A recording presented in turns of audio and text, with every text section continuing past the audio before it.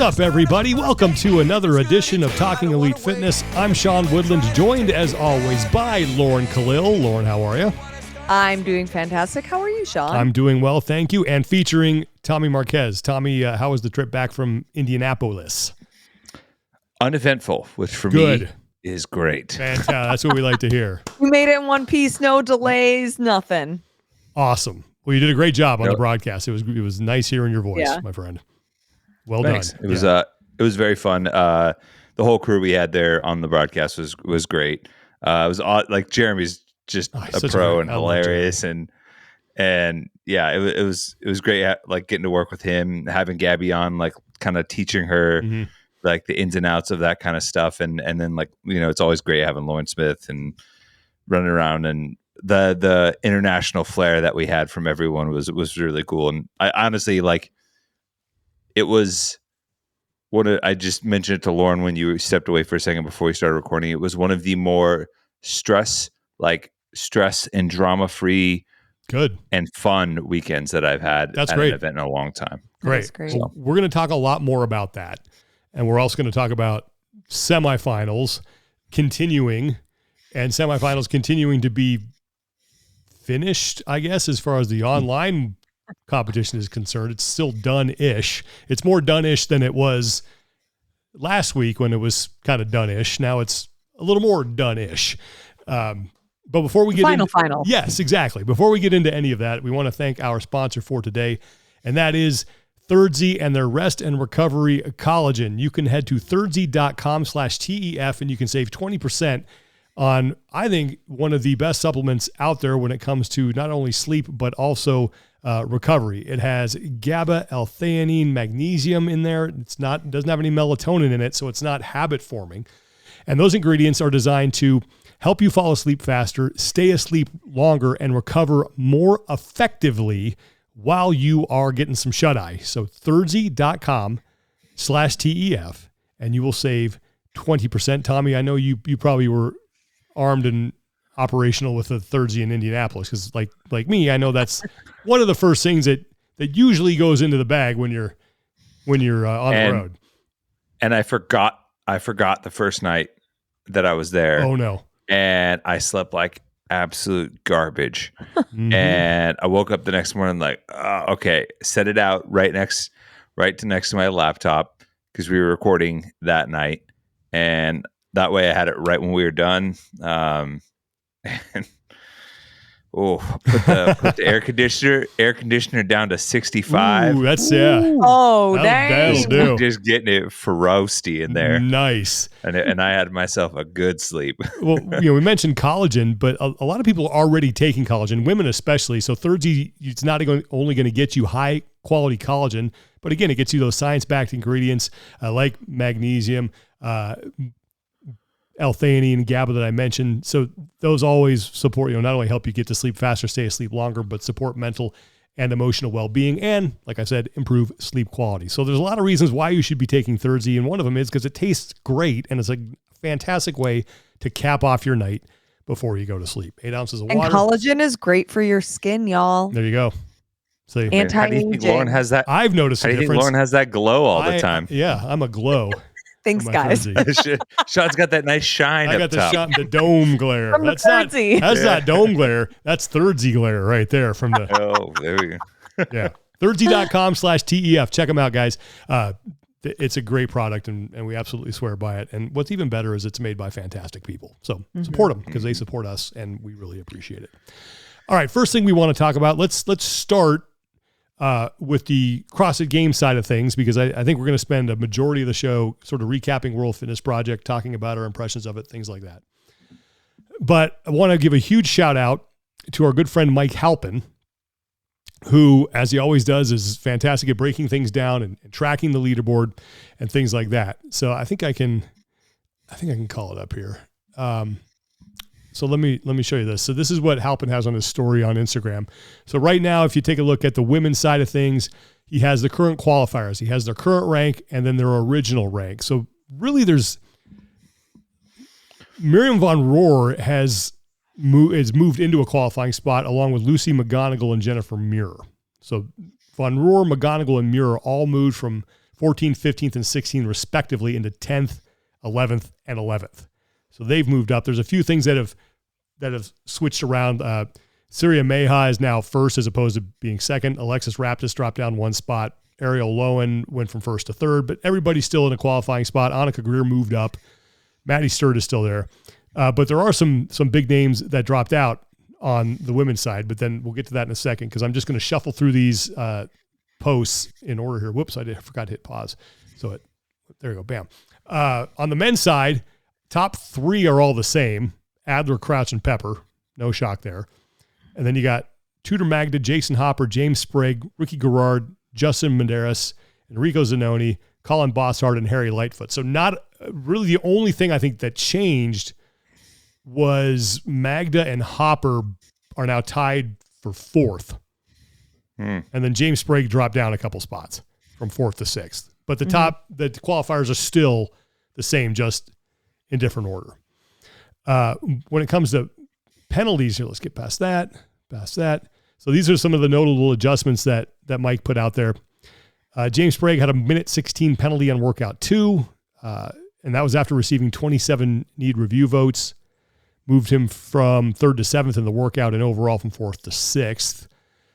Caroline Stanley had a 27 rep penalty on workout 1. She had 8 need review votes on her video. Moved her from 10th to 60th in the workout and from 6th to 13th. So out of a qualifying spot. So that's big. Olivia Kerstetter got an adjustment. Moved her from 30th to 118th and 4th to 15th. So 30th to 118th in the workout that got reviewed. That was workout 1. She went out. She's out of a qualifying spot as well now. The big one is Brooke Wells, who had a 63 rep penalty on workout 1 and a 56 rep penalty on workout 4. Brooke received 68 need review votes on workout 1 and 217 need review votes on workout 4. And the adjustment moved Brooke in workout 1 from 15th to 247th and on workout 4 from 18th to 279th. And she went from a qualifying spot outside of the top 100, so from 7th to 102nd. Kyra Milligan also went from 13th to 29th overall. Ariel Lowen, mentioned her. But look, there were a lot of scoring adjustments here, and we may not even be done yet because the leaderboard, and Lauren, I need you to talk a little bit more about this because we were discussing this coming on. The leaderboard is supposed to be finalized this coming Monday. Final. But we have an in-person semifinal going on this weekend. You are going to be on the broadcast in the fitness experience. So how do the two of those affect each other? Yeah. So the problem with this comes the communication, and it kind of brings us back to when there was sanctionals and there were multiple events going on at once. It was confusing how to track who was qualifying from where and who was ultimately going to the games. Well, with this situation, based on the ruling on how athletes qualify, it's whichever score is finalized first. So obviously, if you're at an in-person event, pretty much right away, like, where am I finishing on the leaderboard? Well, with an online semifinal, the deadline isn't until the Monday after the fittest experience. So technically an athlete who maybe they're on the bubble for the online semifinal for CrossFit, maybe they go in person, they could podium and essentially like get their ticket through the fittest experience. But if CrossFit decides that they want to finalize the leaderboard before that, then technically they would have got their ticket through the online semifinal versus the in-person competition. So if we don't know exactly so if Monday is the deadline, but they decide to finalize it sooner, that's where the waters start to get muddy and it gets confusing of knowing who's actually qualifying and will that impact the leaderboard and the tickets at the fittest experience. And the way that we present the broadcast, myself, Angelo DeChico, and Chase Ingram, who knows what it's going to look like if we don't know.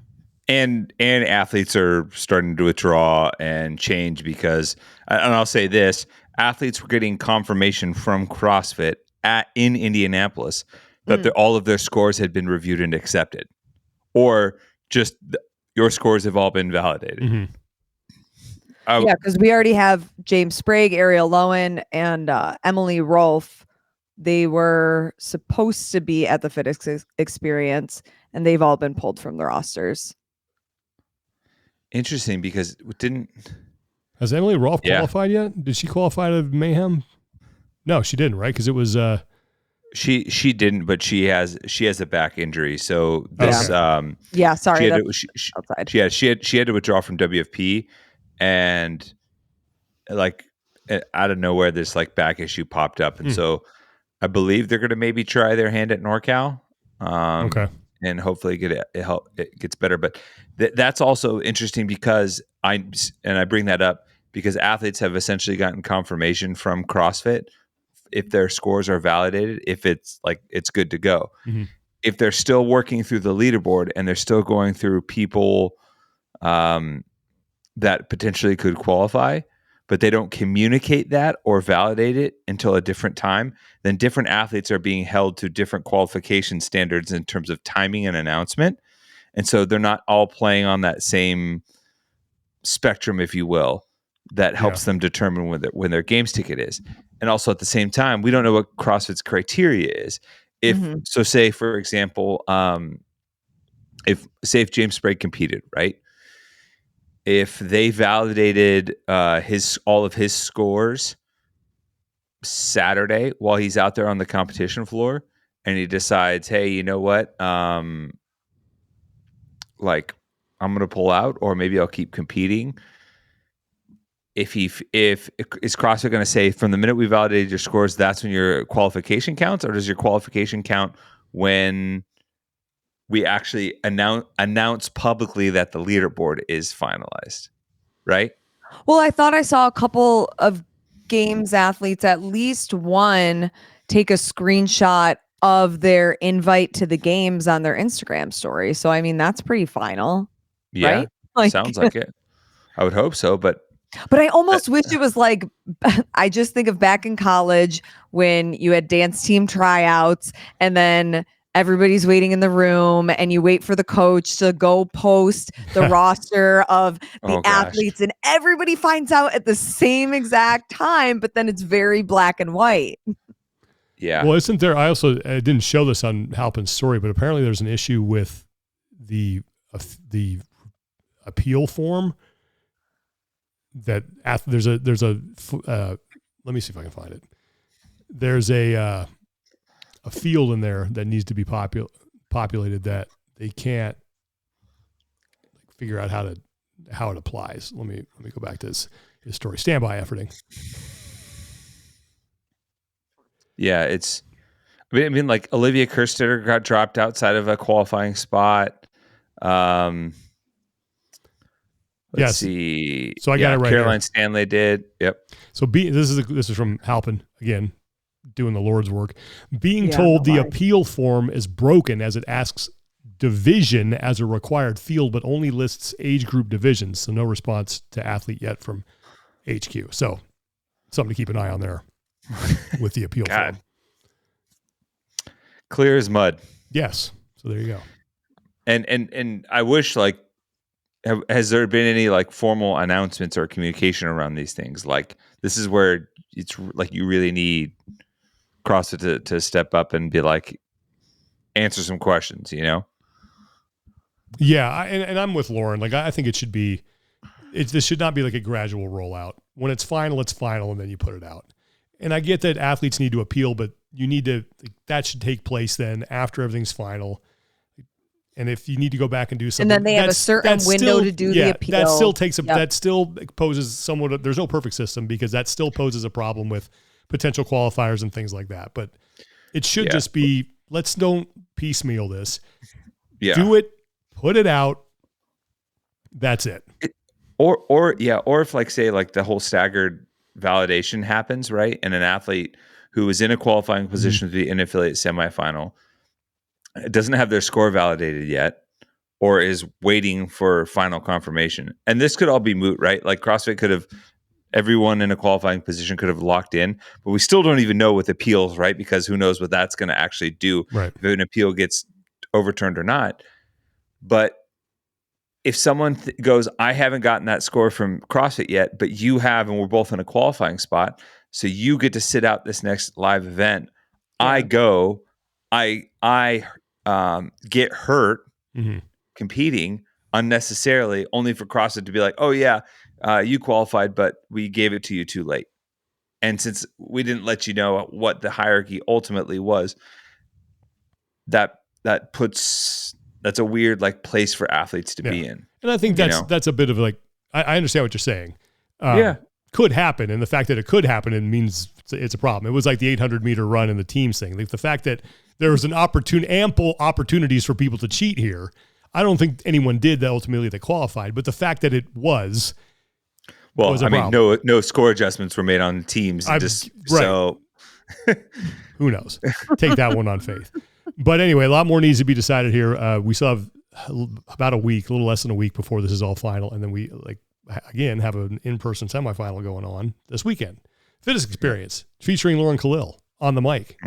That'll be fantastic. Woo! Yeah, with Chase Ingerman, Angelo DeChico. So, and Lauren Smith back at it again on the floor. Yeah. Just another group of pros. Could be fantastic.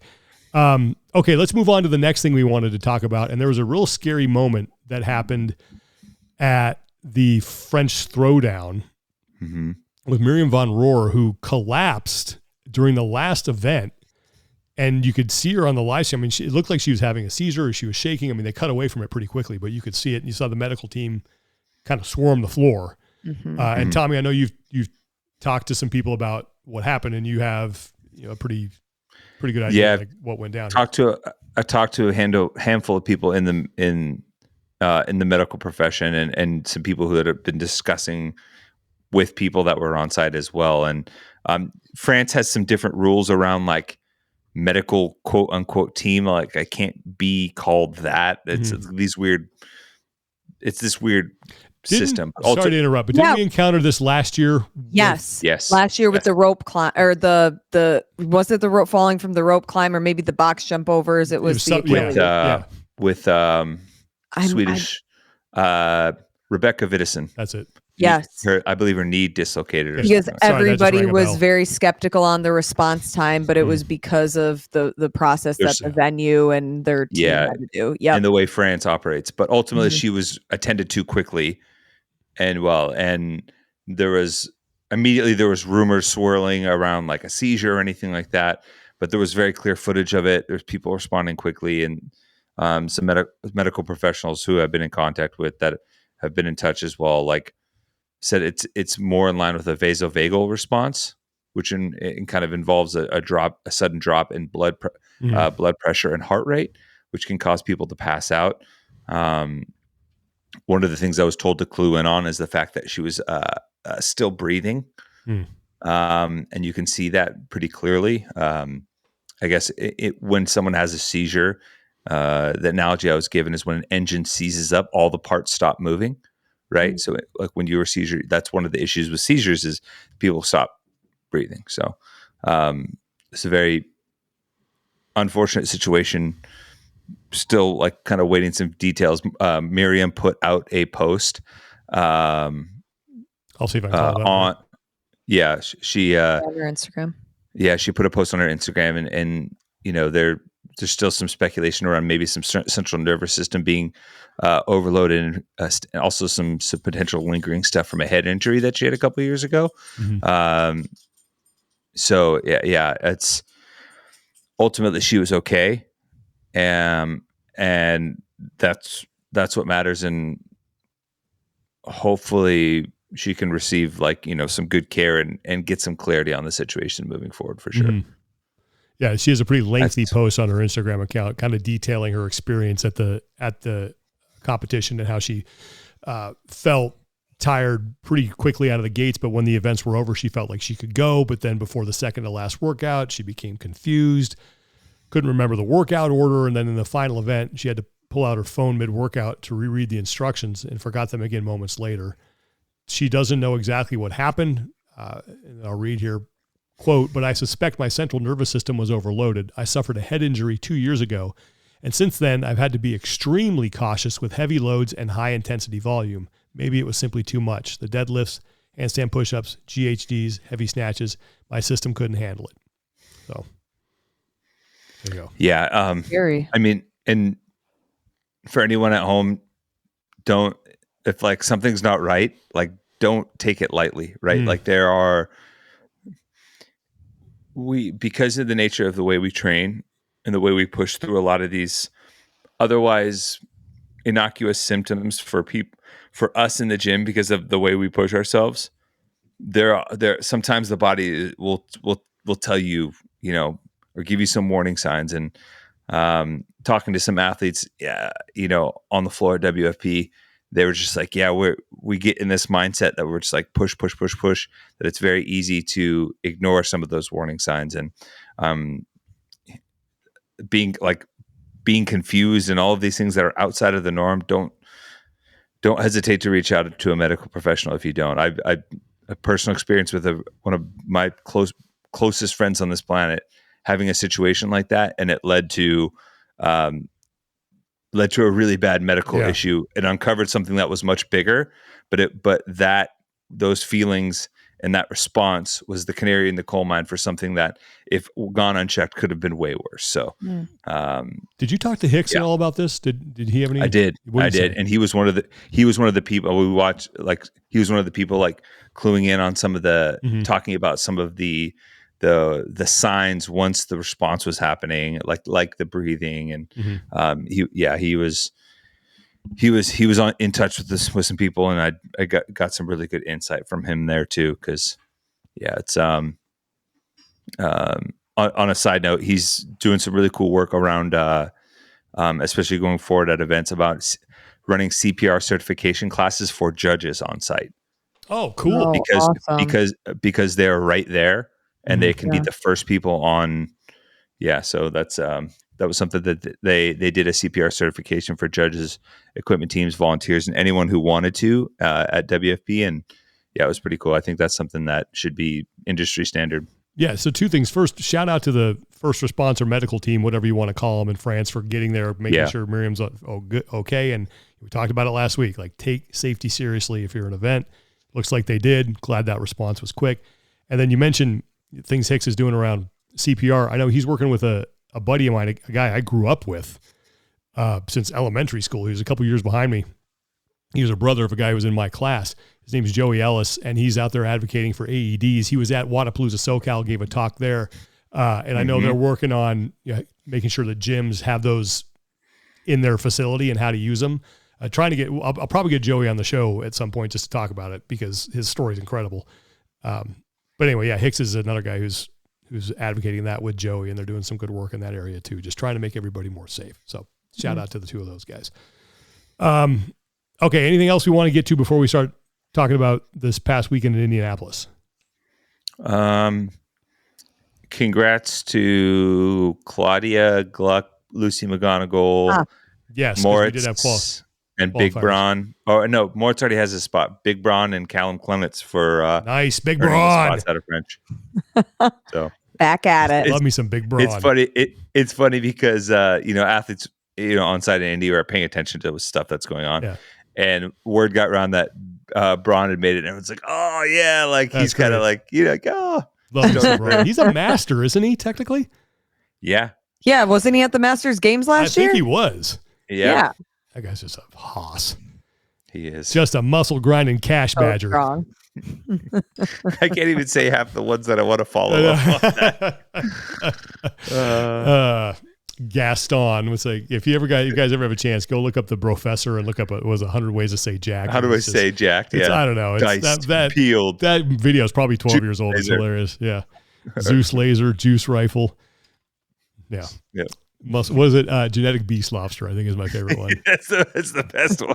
The genetic beast lobster. That doesn't even really make sense. I don't know. Just like threw some words together, but it works. It works. Yep. What was the other? Oh, Dikembe Majumbo. Majumbo. Oh, that was a great one.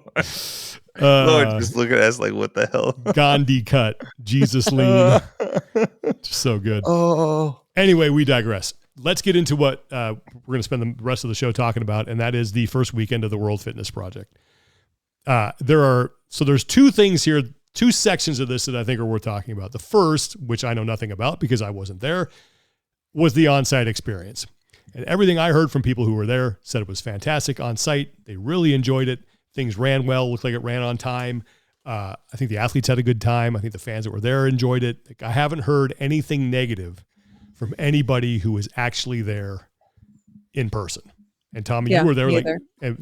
So what was the vibe like there, Tommy? Like, what was your perspective? Very, very relaxed, very positive, I would say. I would say in the days leading up, and even after like the first day, there was kind of like this, like kind of relief, if that's a good way of putting it. That like, hey, we're back here doing this thing that we all love. Like I said, there wasn't this kind of a stress and drama, like that I think had hung over the heads of a lot of people, especially because there were athletes that were competing for the first time this year in this event. And there was just like, it seems like some general excitement from people in the stands that I talked to. There's a few times that, we had breaks. I'd like wolf down my lunch and then, kind of go walk around and talk to some people in like Vendor Village. And there just seemed to be like this isn't like, I heard more times like, dude, this is legit. Or like, this is their first event. Like, stoked that this is like, what a great opportunity. I heard that over and over and over. What a great opportunity. Athletes like repeatedly had good feedback about like how they felt appreciated and listened to, and the dialogue that they were able to have with Will and the team on the competition side. And it's just it was honestly like a bit of a relief for me too. Like my first time traveling to an event this year, and it just felt super smooth, and and it was just like good to go out and just focus on the athletes. Yeah. Lauren, what'd you hear from people? I'm sure you talked to some people. Yeah, I mean, I heard that similar to Tommy, that the athlete experience was really positive. The warm-up area was great. The person I talked to didn't get into specifics, but they said there were some like suggestions from athletes on, I wouldn't even say things that they didn't like, but suggestions that they had, and feedback and changes were made almost immediately with some of those things. So seeing like flexibility with the folks running the organization or running the competition and having that good dialogue with the athletes seemed like was happening, which was good, feedback to hear. And the folks that I talked to that were over there all just said positive things, and that it was a very good environment, that the athletes seemed happy and enjoying themselves. And even just, reading through comment sections, a couple of spectators that were there, because there was a little bit of criticism of, I think, the lighting in there, and people don't want it to be so dark. But then somebody else chirped back and was like, but if you were there, the vibe of that felt really freaking awesome, which I think was cool perspective. Yeah. I think the only like lighting, the only time I ever heard anyone complain about the lighting was, or the only negative criticism about the lighting I heard was on the lifting event. Yeah. And that was a very specific thing that they did, and they had to make some adjustments last minute on spacing, which affected the lighting grid a little bit. But ultimately they ran through a test with the new spacing just for safety's sake. And like afterwards, like, I felt like I was like spotlighted and good, and everyone on site seemed to enjoy it. They also tried some new stuff with lighting. I don't know if you guys noticed like the progressive lighting displays for certain events. So the best way to go watch it is in the last event in particular. So a couple of things at the start, when there was like the final, like, hey, 10 seconds, the floor around the athletes would illuminate green as like a get ready. Yeah. And then on 3, 2, 1, go, the path that they had to go through in the given workout would illuminate with like the normal lights, but specific to that area. For the last event where it was like kind of a march down the line chipper, as soon as the first athlete would enter a new area, that would illuminate. Mm-hmm. And then once all the athletes had cleared a particular movement, that movement would turn green. Mm. Oh, And the cool. area in front of them would be red. So you're basically marching and eliminating the red on the floor. So you could see like green is what they've done. Like the white traditional lighting is where they're at. Red is where they have to go. And I thought that was a unique touch. It looked really cool on the floor. Yeah. And when they demoed all of the lighting pathways and what was going to happen for the athletes during the initial check-in and the initial brief, so they understood where things were and they could give feedback and stuff like that. And everyone seemed pretty like kind of like stoked on it, at least like, oh, this is like, there's an element of entertainment to this. And even if an athlete was getting close to the time cap, when there was 10 seconds left in the workout, the entire floor illuminated like a yellowish tint, almost like and then at time, the working area illuminated red as like a kind of stop. Mm-hmm. So it was very different. It was kind of cool. Visually, it looked really good for us, like up top. It was a quick visual reminder. Yeah. And it helped, I believe, I talked to some people on site and they said it was a really good way to like guide their eyes if they were like coming up mid event, like from Vendor Village, or if they had to go to the bathroom and came back and checked in. Oh yeah. Cool. Yeah. So it was kind of a new foray into some things. And I like that they're open and willing to do some stuff around that. Yeah. I know some of the people involved in the lighting works to shows like WrestleMania. Mm-hmm. So there's a open-mindedness around the process that I think could lend itself to continued improvement throughout the rest of the season, if that makes sense. Okay. And everybody there was like a treat to work with. And I'll save some stuff for the PRs and no reps, but yeah, like it was, I felt like feedback was welcomed and accepted. And I told someone else this, I think, and this is what I really felt like with our games studio team back in the day, like in like the 2014, 15, 16, 17 like realm. I felt like it was a safe creative space for people to pitch ideas regardless of where you were on the totem pole. Mm-hmm. And you didn't feel like you would get ridiculed or anything like that. And even if an idea didn't stick or wasn't accepted, like it didn't, I don't know, you still had the room to like refine that process and pitch those ideas and get feedback on it. And I think that's when creativity like really thrives. Mm-hmm. So I'm glad you said that, because I am going to have some feedback here. yeah. So, okay. So I think full marks live experience. Like I said, I haven't talked to anybody who was there who said it wasn't a good event. Like everyone had positive things to say. Yeah. So let's switch to the broadcast side. Now, before I get into anything, I just want to make one thing very clear. I'm not going to talk at all about the people who were on air. I thought the people who were on air did a fantastic job. They're all pros. Mm-hmm. I have no problem with any of that. But to me, I mean, honestly, it looked like someone saying, hey, I want to do Rogue, but I want it for half the price. And I was like getting some feedback from people we were texting during it. And I'm going to read a text I got from somebody. I'm not going to put his name on it, but he's someone in the space who knows a lot about sportscasting and things like that. He's been involved, and I got his permission to do this. But he wrote me, he said, the quality of the broadcast was actually better than I expected, but I felt like I was watching any other mid-level competition.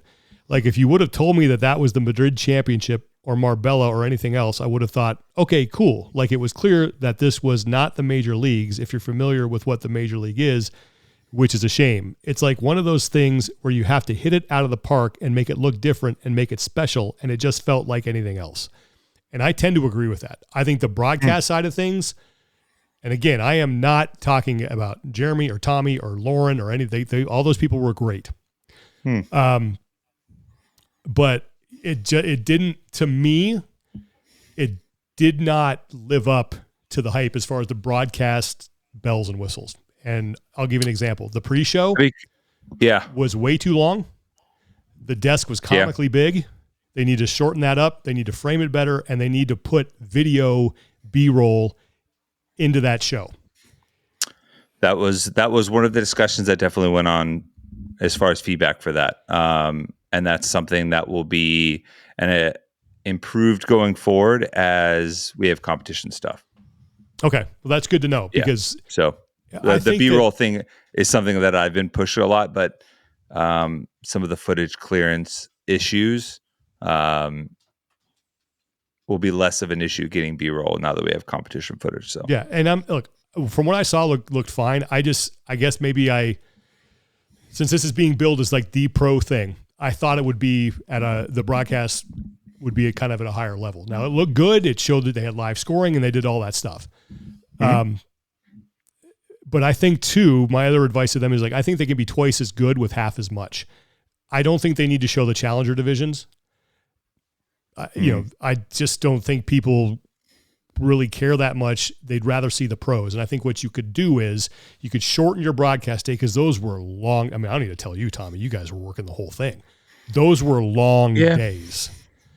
And for a viewer to watch that whole thing over a weekend is tough. I would say cut the challenger division out, run that in the morning, use your media team to capture highlights, recap that on your pre-show so people know what happened, and then it's nothing but pros in the broadcast. So we don't have to watch the same event, over and over and over and over and over again. So I think if they condensed it and cut some of that stuff out, it would make it a much more manageable window for people. Are you saying it as a manageable window for someone that's trying to watch the whole thing? Yeah. Okay. I mean, I think that's... And that was I made this argument about regionals back in the day too, and like semifinals. Yeah. It was the same thing. It's just too much. It's just too long. Yeah. I don't know. It didn't feel like a crazy long day. Okay. If I'm being completely honest. It didn't feel like a CrossFit Games day, if that makes sense. Mm-hmm. Like one of the days that we would have like on broadcast where it felt like we were there all freaking day. Outside of the first event, it felt like it moved pretty well for us on that side.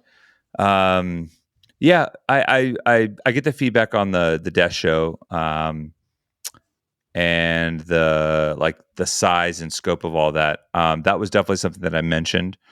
Because you've done that. You've done that before. Yeah. Like it's just, I thought the wide angle wasn't what? Just go from all this to here.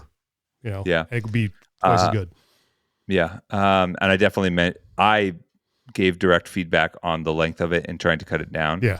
I think there is an emphasis from some people wanting to spend the time to highlight athletes from all divisions, particularly in this first event that they do, to provide more airtime and coverage for everyone to kind of give a better idea of what's going on with all these divisions, because the challenger divisions do actually matter in the overall season. Yeah, I get it. They're not the pros that everybody, I think, really wants to watch.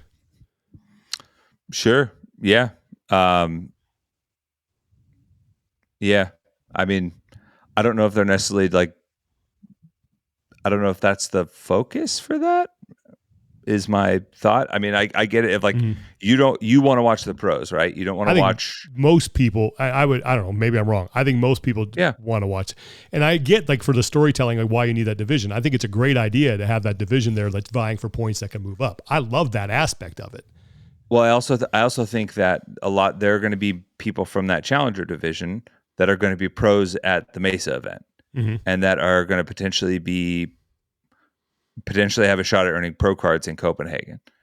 And so there is benefit to having that competition footage and some of that stuff throughout the season. Sure. Can I make a suggestion with that? Yeah. I think what would be really cool and possibly a better use of the time then is to have, whether it's Heber and Mars or the media team that's there, find those stories of those athletes and do deeper dives that then you could have run in the pre-show, like so-and-so, it's their first time with their pro card. We've been following them for the last 2 tour stops. And then you see more of their story there instead of just seeing highlights of the athlete, but I still don't really know much about them. And maybe that's in the works.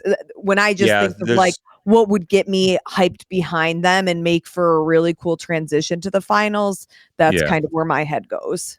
Yeah, I think, but you're thinking about the end product after stuff has already happened, right? So a lot of that post, like behind the scenes stylized stuff is happening right now. Yeah, and I think they've already published some, right? They've published, they've already published. They publish behind the scenes daily. They've done a bunch of athlete specific, and there are other athlete specific stuff going on. But I think this is the issue that you run into very much like what it did with the documentaries, right? That the storylines, the full picture of the storylines to watch sometimes doesn't codify until really, really late. And so early on in the season, you're kind of taking a chance of like, who do I got to follow? Right. And so the way you cover for that is by having live competition footage of them performing well to back up your stylized footage. So I think it's really important for the team, like for the people leading the charge and all the way down, whether it's the stuff that everybody wants to watch. I think they want to give representation across the board for athletes that like from the challenger divisions up. There were four other competitions going on that weekend that didn't get press and coverage, right? Like the other stuff that they do.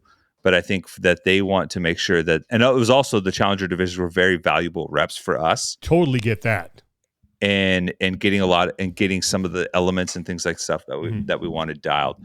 But yeah, and I felt like we got better each day. I know they have feedback on some of the elements and presentation elements, whether it be graphics or things like that. I like the athlete intros that they did. I thought where they had that they had the athletes introduce themselves. Some cool pieces like that. But yeah, I don't know if I'm not really sure where you said the hype for the broadcast was. What I'm saying is that for the way that the World Fitness Project has been built and built up, I thought that it would look a little more, and again, this has nothing to do with you in Germany or anybody else. I thought the look of it and the production value of it would be higher. There were no in-competition graphics. Like if you had someone on screen, there was no lower third where they were. That was a piece of feedback. And this is this is little, and just because this is the world I have lived in for 30 years, like I think most people would watch and be like, yeah, that was great. I really enjoyed it. There's just some little things that when you don't see them, there's little details that make things a lot better. Yep. And a lot of that stuff just like, I thought the lighting for broadcast was not where it needed to be, especially on that lifting event must have been cool. I'm sure it was great on site. And that's what people said. It looked cool on site. Yeah. But there are more people watching that stream than there are in the house. So that's sometimes where I'm like, I love the fact that they tried something different, but that's got to get fixed. Like you could barely, like it was so hard to see on the live stream. Yeah. And again, that's good feedback. I think it was clear where they really tried to bump up the production value, like their motion graphics and the thing, like the event descriptions I thought were really good. But yeah, I just like, I honestly thought it would be it was good. It was good. It did the job, right? It was middle of the fairway. People were able to watch it. Positive feedback. I give them all the credit in the world for putting on the event, doing things great in person. I just expected more from the production value of it. Now that doesn't mean, to your point, like that's not going to happen moving forward. Yeah. But yeah, that's my main feedback too, is like, be twice as good with half as much. And they have so many good athletes there that, again, I get wanting to give the challengers the FaceTime and coverage and things like that, but they're not the reason people are tuning in. Yeah, but I don't think giving challengers that time takes away from the time that you give to other people, if that makes sense. No, but it makes it just, I don't know. This is why I think 20 people events are so good, because you only watch 2 heats, and it makes it, each heat is huge. Whereas back in the day when we used to do regionals and we'd show 4 heats, those first 2 were more or less inconsequential. Yeah. And we would often take them off because you had to give people breaks. We just didn't have the personnel to do it. So I think it's better just to focus on the, was it more to watch but less to see, or something like that? Less to watch, other way around. Whatever. Sorry. Yeah. But yeah, that would be that's it. I think it's overall it was successful. People enjoyed it. And then there's a third thing that I wanted to talk about, but after we do this, after we get through this, but that's my feedback for them. It's like there were some things that I thought they tried to do way too much, especially on some of those desk shows. I just was like, this is 20 minutes of me watching 4 people with no video. And when you're on TV, like you just can't do that. You can't. Yeah. You're doing radio on TV, and I don't know how many people want to watch that. Yeah. I mean, I know the number to that, but yeah. Right. Well, that's the thing. Like, and that's like, I get why this is something that would be, I think, good to talk about too. A lot of people were wondering why it wasn't on YouTube. And I know you have some insight as to why it wasn't. And I think when you hear that, because I was like, they got to put this on YouTube. But after hearing the rationale, I was, all right, that kind of makes sense. Yeah. One of the big reasons, I mean, obviously outside of avoiding having to deal with some of the copyright stuff when it comes to music and some of the other rules that you have to play by with YouTube, but they had a proprietary translator, I guess, some sort that basically allows you in real time to translate the competition. I want to say 8 different languages on the spot. And with them wanting a more a global focus, that was a really important piece to them, because you could have Portuguese, French, Italian, Spanish, I believe Arabic, I want to say Chinese, a few others. There were some very clear bumps and bumps from international crowds at certain times of the day when certain athletes were on, and usage of that translation tool. Cool. Which made it more accessible for them to live. I think it's a great idea. That's a huge win. I know there's some refinement to that process. I know, Lauren, you had some good feedback on that, on like being able to scrub and watch and how that's archived and everything like that. Yeah. If it's possible to, because I think that definitely the pros of having it there and not on YouTube, even just from the inclusivity of having it available in 8 different languages alone, I think is a big enough reason when you call it the World Fitness Project. Like, it really speaks to what this is. When I was watching, there was no way that I could rewind if I wanted to go back and watch what happened if I missed it. I couldn't pause. I couldn't scrub back forward to live. So if that usability, is that a word? Go with it. Yeah. Okay, we're going to go with it. If the functionality. Thank you. I was like, I know there's a better word for this. If that functionality goes over, then I have no problem with watching it. That would just be my one piece of feedback from a viewership standpoint. Yeah, for sure. Yeah. And the fonting athletes and stuff on screen during mid-workout was a big piece of feedback from us in terms of getting that. There's some behind the scenes technical issues that aren't worth going into there, that kind of handicap some stuff, but that is definitely stuff that's on the radar moving forward. Yeah, and like I said, it's just they're little things that really elevate the broadcast when you do them. And some people might not notice them, but I certainly do. I'm like, I want to. Who is this? What place? And then there was no like lower third that we popped up on an ISO shot. So yeah, there's just stuff like that they can get to, and I think too, the lighting for broadcasts. While I appreciate the fact that they tried something new there, like that's got to change. That's got to be better. So the more people you have viewing, which is going to be exponentially larger than the people who are in the building, they're the ones that need to be able to see the action. I'm curious, was there an issue outside of the lifting event where you felt like the lighting was subpar? Because that was I didn't necessarily get that feedback from people that I reached out to that were watching all the other events. It wasn't. No, I don't think it was distracting. No, maybe there's some things I would have done. I don't know. I'm not a lighting guy, but as long as the way I look at it, as long as you have the minimal amount to do a broadcast, then I'm good with it. That's whatever. And it's like 70-foot candles or whatever it is, 77. Yeah. We talked about that with tier. Yeah, which is some weird measurement, but that's like what the minimum is for a broadcast. And if it's as long as it's that, good to go. Yeah, but look, overall, I think it was a success. They proved that they put on a good product. The athletes seem to have a good time. And enjoy the whole thing. That's positive. So well done World Fitness Project week 1. Now there's still some concerns that I have. And the main one is like, how sustainable is this?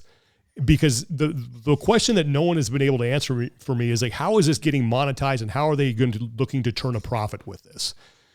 Because I know they've been given. I will say there weren't very many ad reads during the broadcast. No, we kept and maybe that's just because I'm used to hearing so many. Well, but that's how you pay the bills. But yeah. I mean, but maybe, there's a lot of money going out here. They're clearly spending a lot of money, and good on them for doing it because you need to make it good. The ad reads I would say were a little bit more were pretty strategic in terms of when they were read, which is when nice. those graphics went up. They don't feel random. There was also, and this is one of the technical pieces of feedback that I had. There were mini almost acted like a wipe, if you will, like an extended like motion graphics wipe from all of the partners, depending on the workout that they were primarily sponsoring on. So like as we would come out of a highlight pack and during the transition, what would be like kind of dead transition time before interviews, they would put like these like extended like probably 8 to 10 second little like stinger commercials, if you will. So they're doing that. Yeah, I mean, all of that stuff seemed to be pretty well received by the partners. And I think even that can be refined a little bit because the partnership with like Red Bull coming on, that came on towards the final run up to the event. And I know they want to do some really cool activations. Like even like the archway that they ran in from on the run was Red Bull. And as far the signage and branding on site like looked good as far as like sponsors are concerned. So I don't know the details of those partnerships. So but I know the viewership numbers they were very happy with. Well, then that's great. I was like, as long as they're happy with that. But again, they are spending a lot of money on this. And if you talk to anybody who's put on events in this space, they all tell you it's really hard to turn a profit with this stuff. You know, events the games made sense for CrossFit and still do, because you can make the argument this is a marketing expense that by showing people this on television, they get interested in it. They go into affiliates, they pay the affiliate fee. We open more affiliates, more money comes back to us. It's a marketing thing. Same thing with Rogue. They're selling equipment. They're putting on the Invitational as a marketing thing because people see all the great stuff that they do. They see strongmen, they see CrossFit athletes, they want to get online, they want to buy equipment. Like, they make money that way. But if you're just purely running an event, you're making it through advertising and ticket sales. And again, credit to World Fitness Project for wanting to put money behind this. But it's easy to spend, but at some point you got to be making it back. And I don't know how they're doing that right now. And so that is a concern. I mean, that's a concern. Like, how is this sustainable for beyond this season? Is it for 2 years? If they keep spending at the rate that they're spending, at some point, whoever is funding this thing has got to see a little return on the investment. Yeah. As far as I know, the people that make those decisions were very happy with the way things have progressed so far. I think the partnerships with Adidas and Red Bull, as well as other brands coming on board, like Velitas and Pliability, and sorry, my brain's a little fried. What other one came on? It'll come back to me. But some of those brands coming on and the support they're putting behind it, they've been very happy with. So I think they see this as a jumping off point, and I think some of the people behind it are very smart in forecasting that kind of stuff. So I think they have a certain runway that they're more than happy to play with. And yeah. Okay. I can't speak to what that roadmap looks like because I'm not involved in that. It's a valid question, but yeah.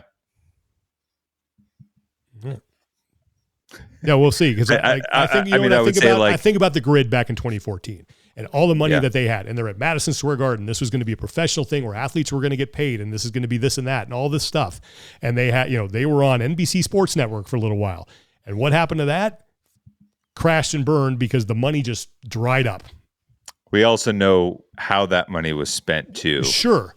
And who is spending it. And that makes a very big difference. I totally agree with that. I just I hope it works. Like I want this to work. And I also wonder too, is this ecosystem big enough to have, 2 leagues for people to be interested in it? And I don't know if it does. I think the best way for this whole thing to succeed, and maybe this is part of what World Fitness Project is banking on, is that everyone comes together, CrossFit, World Fitness Project, all these other events, and said, look, let's do one thing all together. Rising tide lifts all ships. And World Fitness Project ends up being part of some bigger thing because they know how to run. They're clearly doing a great job running events. But it's just a concern that I have. It's like, I hope they're making money. Like I hope there's a good return on the investment. Yeah. I mean, again, I can't speak to it. I know you can't. Sure, I'm sure like my guess would be that like for this first event, you're not expecting a profit right away. Well, I don't think they're probably expecting a profit in the first year, and that's okay. Like that's fine. Like you need to build it up. You need that. I totally get that. But then beyond that, are you going to spend, like, what's the spend look like in your, like how much tolerance do they have to lose money without making it before that becomes an issue? Because it's going to take a while. Yeah. Especially if you don't have a major TV contract, if you're just running events and you're just not on television. I don't know. But look, everything that I understand, people who are there on site, great event. I think this definitely has potential. That's just the feedback that I have after week number 1. Like, I think they did a good job. They did a really solid job of getting that one out there and showing people that like this is going to be a fun thing to watch in these next 2 events, especially. And I think too, that one in Copenhagen, because of what the European crowd, how they show out, I think that's going to be pretty cool. Yeah, for sure.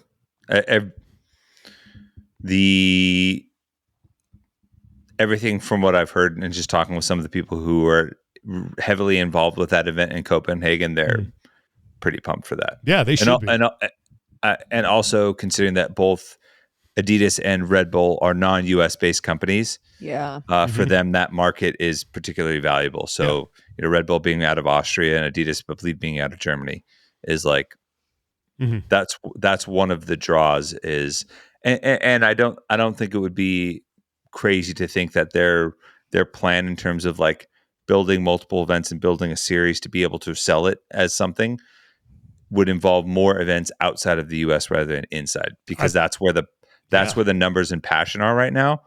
And that's where some of the significant viewership is coming also. That's like following specific athletes. Like there was a noticeable bump when Guy was part. Oh yeah. That of course there is. Like people love watching him down in Brazil. Yeah. I remember too, like watching in the semifinals when it was on YouTube, it was like Guy's on, viewership goes up, Guy's off, viewership goes down. It's like the whole country just like F's off and like, oh, we're going to do something else until Guy comes back on. But yeah, I think overall, I don't know, Lauren, what do you think? Yeah, I think overall that shows a lot of potential. I would say and again, comparison is the thief of joy. If I'm comparing it to a broadcast experience of the games or Rogue, it's not there yet. But if I'm comparing it to other broadcasts that we've had in the ecosystem, it's 100%. We are above that. We are above that. So I, as a viewer, I was happy to see, while it didn't have all the bells and whistles, it was watchable. I could follow the athletes. It was, like Sean said, not great, but it was good. And I'm excited for the potential growth after getting one under their belt. Yeah, agreed. And again, kudos to everybody who's on air. You guys all did a fantastic job. I have no problem with that. Like, as long as those people are going to be involved, I'll watch it, because even if you did, I'd take the feedback. I'm not because I don't want to, this is not the venue for that. That's a one-on-one conversation, but I know Jeremy and Tommy are going to do a great job. Lauren Smith is awesome. Derek Forrest does this on a daily basis on television. Annie and Katrin are great. Who was the other analyst who was up there? Seth. He was good. He was really good. He's very I enjoyed good, watching him. All that was, I'm right people in the right spots. They just you need to put video up with what they're talking about. And that's, hopefully they get there, because I think that makes that pre-show and the experience and the knowledge that you have up there on that set land a lot better. Mm-hmm. But so anyway, that's all I got to say, unless anybody has more they want to add. But when's the next event now? Is it August? End of August, I believe. Okay, so it's last weekend in August. A whole game season is going to happen, and then that's in Arizona, right? Mm-hmm. And then Mesa, Arizona, and then the final is a couple days before Christmas, and that's in Copenhagen. It's the weekend. It's the weekend 18th? Before Christmas. So the December 18th, I believe. Yep. Yeah. Cool. So, all right. Well, overall, good job, World Fitness Project. Congratulations on a successful weekend. Definitely looking forward to seeing where they go from here. So, okay. Do we have community support we need to get to? I do, actually. All right. Let's get it. Hang tight. Sorry. Tommy's efforting community support. It is. Where is it? I took a screenshot. Efforting. Yes. Okay. All right. So the National Veterans Golden Age Games are in Memphis, Tennessee this year. This comes from our friend Ginny Hoover. It goes from May 31st to June 5th. They're still looking to fill a ton of volunteer spots. They need over 1,000 volunteers. And they particularly need experienced lifters to assist with their powerlifting exhibition. So powerlifting is on June 1st from 6:30 a.m. to 5 p.m. And they need about 20 volunteers, either for both a morning and evening shift, or if they want all day. There is a link for it to sign up. And if you have any questions, I have an email for you. So it is 39nvgag.my-trs.com. It's kind of a complicated one, but if you look up the National Veterans Golden Age Games, you can also follow routes to volunteer there. And you can also, if you have any questions around it, Virginia.Hoover. So that's VIRGINIA.HOOVER 2@va.gov. Or VACONVGAGV volunteets.va.gov. I know that's a lot. So definitely hit pause and play that. Volunteets, at va.gov. Definitely check that out if you're in the Memphis area or in the Tennessee area, you want to volunteer at the National Veterans Golden Age Games. They could definitely use the help, and events like this always run on, the help of people who are willing to donate their time. CrossFit's no different. So you have an opportunity to be a part of something, help out, and make it a good competition experience for some veterans. So sweet. Check that out. All right. PR's no reps. You want to start with a no rep? I do not have a no rep. I definitely have a PR. I did have a no rep. Hold on. Let me I feel like Lauren has a no rep with that smile. Go for it, Lauren. When people make you wait a really long time for something that was scheduled, and they don't let you know that they're going to be late, they don't really acknowledge that they were 42 minutes late, and they just think that it's okay. And I'm a paying customer, so that doesn't make me happy. No, let me tell you some of the young kids out there. You are either early or you are late. You are not on time. And if you show up late with coffee, no. Well, if you bring some for someone else. But yeah, if you roll in with a freshly Starbucks, sorry, I'm late. Traffic was horrible. Maybe it was the drive-through that you hit on the way here. If you're late with coffee and you have coffee for everybody else, all can be forgiven. Or donuts. All is forgiven. But you're early or you're late. You're not on time. All right? That'll save you guys all kinds of trouble. That was definitely an old Tommy move right there, when I'm like, I'm going to be late, so I might as well show up with treats. There you go. Oh, yeah. See, Tommy, you at least know. I'm gonna make it rain apple fritters up in here. So, but that's hilarious. God, what was I gonna? You gonna no rep something? I had a really good no rep. Oh. You know what? I can hear this is a no rep in that I'm going to no rep Andor in that it's so good. It is so good. It makes all the other Star Wars stuff that Disney has done look so bad. Oh, it's that good. It is. Oh my God. It is the best. I read a great article today in the SF Gate about someone who was talking about it. Like for the first time in this guy's life, he wants more Star Wars. Like for the first time in my life, like, oh God, I want more of this. Like I feel like I'm a kid again. It is so freaking good. It makes 7, 8, and 9 look terrible. It makes mostly all the other stuff that Disney has done look just awful. It is hang it in the Louvre. It's fantastic. And it sucks that this is the last season. Time out. Do you guys read books? Sorry, this is now on. I mean, as long as I can color them, sure. But like in your spare time, do you sit and read a book? I read every night. I try to read every night. Yep. Both of you? Yeah. Not every night. Does that shock you? Not really. I don't come off as an intellectual. This is a house of learned doctors, Lauren. My bad. Okay, well, coming from somebody who's a very, very slow reader, shocker. I have now discovered audiobooks. Audiobooks are great. Yeah, you talked about that last week. Yeah, they're awesome. Oh, the amount of hours, because like when I'm cleaning the kitchen, when I'm making breakfast in the morning, when I'm brushing my teeth, when I'm driving places, the amount of books I am going through right now is disgusting. It is, but also great. Good on you. What? I remember what my no rep was. What is it? The NBA being rigged. Oh no. Sports are rigged. The NBA draft lottery just happened. Mm-hmm. And suspiciously, right after the Mavericks traded away Luka to LA, they suddenly, with a 1.8% chance at getting the number 1 overall pick, get the number 1 overall pick and the rights to draft Cooper Flagg, who was supposed to be a game changer. Sounds like a Marvel character. And hold on, I'm going to put on the tinfoil hat there.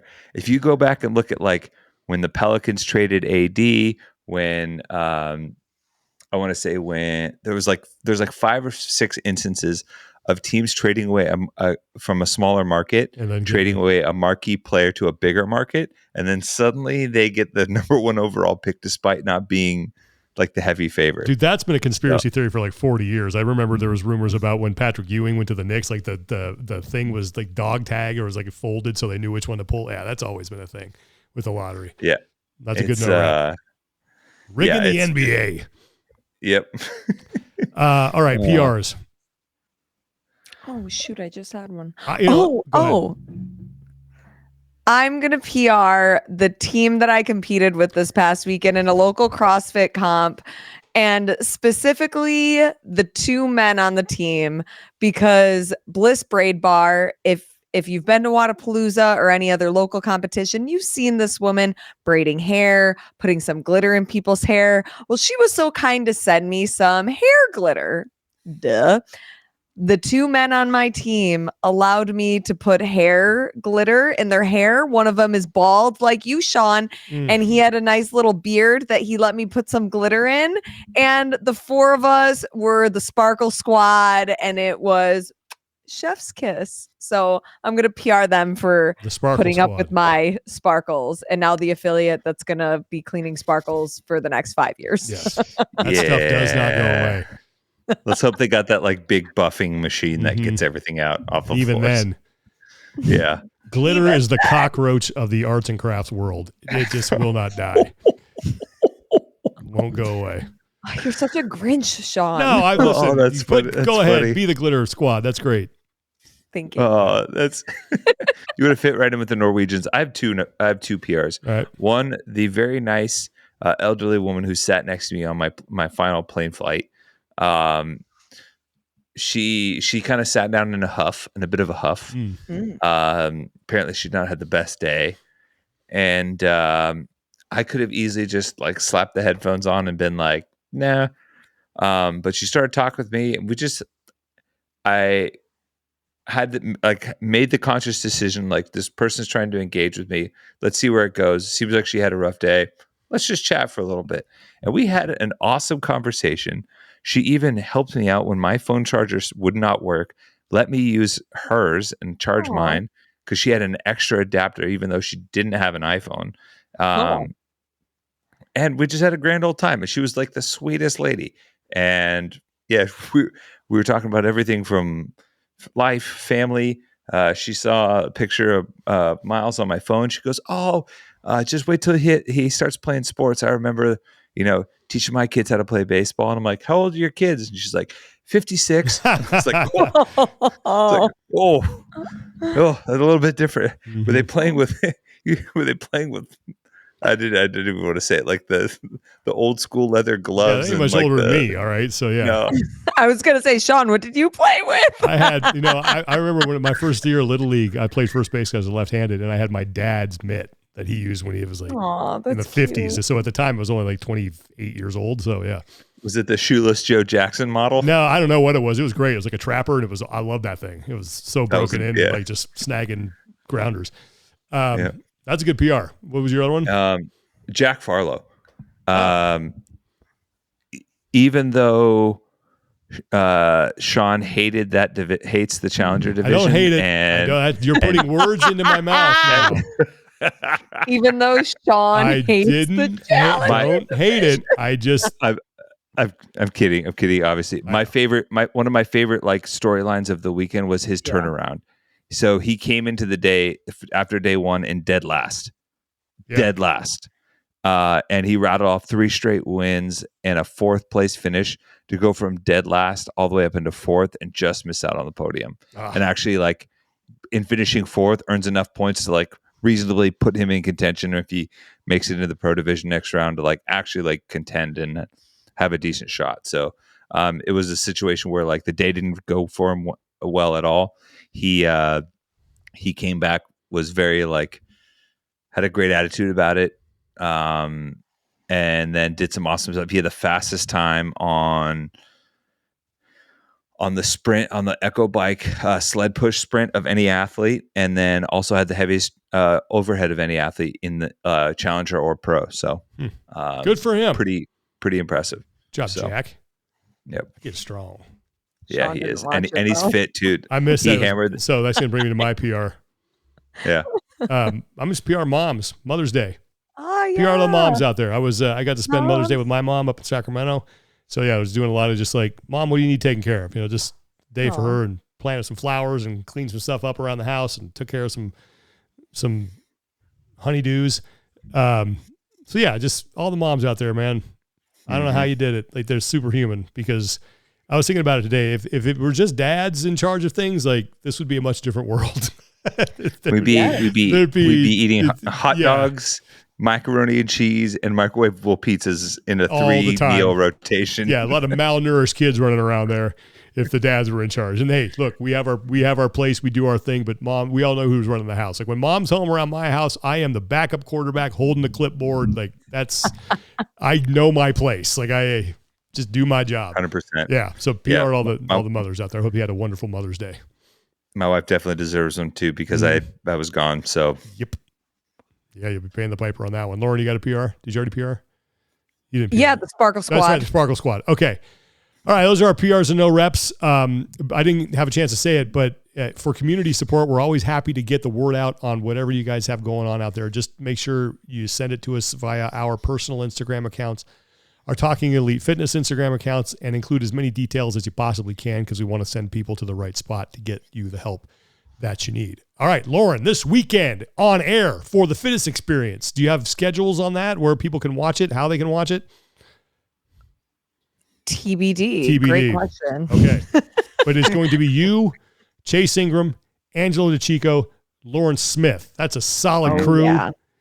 That's going to be fun. It's going to be a lot of fun. Yeah. Where is this? That's in Oklahoma? Oklahoma City. Oklahoma. All right. If anybody can name that movie, I'll be impressed. You know I can't. No, I know. That's a pretty obscure one. Any guesses, Tommy? I'm trying to think. Can you say that style? Oklahoma.